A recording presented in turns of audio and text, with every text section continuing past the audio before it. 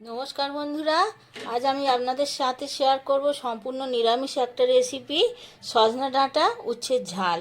তো বিশেষ কোনো উপকরণ লাগবে না, বাড়িতে থাকা সামান্য কয়েকটা উপকরণ হলেই দারুণ একটা রেসিপি তৈরি করা হয়ে যাবে।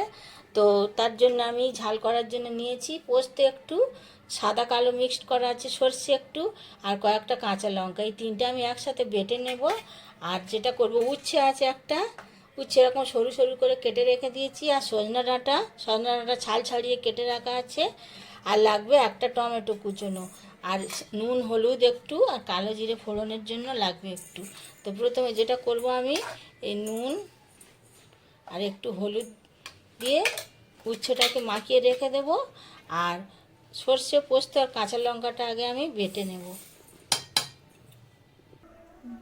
এদিকে মশলাটা আমার বাটা হয়ে গেছে, আর উচ্ছেতে নুন হলুদ মাখিয়ে নিয়েছি। উচ্ছেটা প্রথমে ভেজে নেব, তো সেজন্য কড়াইতে দিয়ে দিয়েছি সর্ষের তেল। তেলের ওপরে উচ্ছেটা আগে আমি ভালোভাবে ভেজে নেব, তারপরে রান্নায় আসছি। উচ্ছেটাকে আমি খুব ভালোভাবে ভেজে তুলে নিয়েছি। এবারে ওই তেলের মধ্যেই দিয়ে দিচ্ছি একটু কালো জিরে, আর দিচ্ছি একটা টমেটো কুচোনো আছে, কুচোনো টমেটো, আর দিয়ে দিচ্ছি সজনা ডাঁটা। এগুলো একসাথে আর একটু ভালোভাবে ভেজে নেব।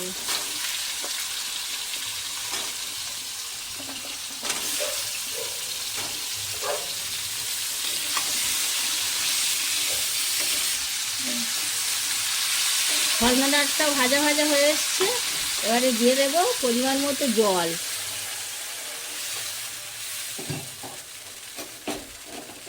আর দিয়ে দিচ্ছি আন্দাজ মতো নুন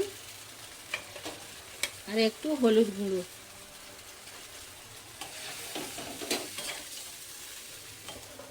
আর দিয়ে দিচ্ছি ভেজে রাখা উচ্ছেগুলো।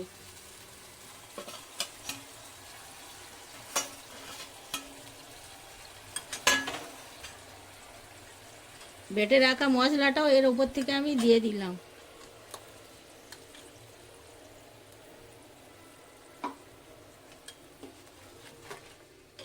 এবারে জলটা শুকিয়ে এলে আর ডাঁটাটা সিদ্ধ হয়ে গেলে তারপরে নামাবার পালা। ডাঁটার রসটা শুকিয়ে এসেছে, তো রান্নাটা হয়েও এসেছে। তো এই হওয়ার আগে, নামাবার আগে আমি একটু সর্ষের তেল, কাঁচা সর্ষের তেল ওপর থেকে দিয়ে দিলাম। এবার আমি এটাকে নামিয়ে ঠান্ডা করে পরিবেশন করব। তো বন্ধুরা, খুব সহজ অথচ সুস্বাদু অথচ নিরামিষ একটা রান্না আপনাদের সাথে শেয়ার করলাম। ভালো লাগলে অবশ্যই লাইক কমেন্ট শেয়ার করবেন, আর প্লিজ আমার চ্যানেলটাকে সাবস্ক্রাইব করবেন, পাশে থাকবেন।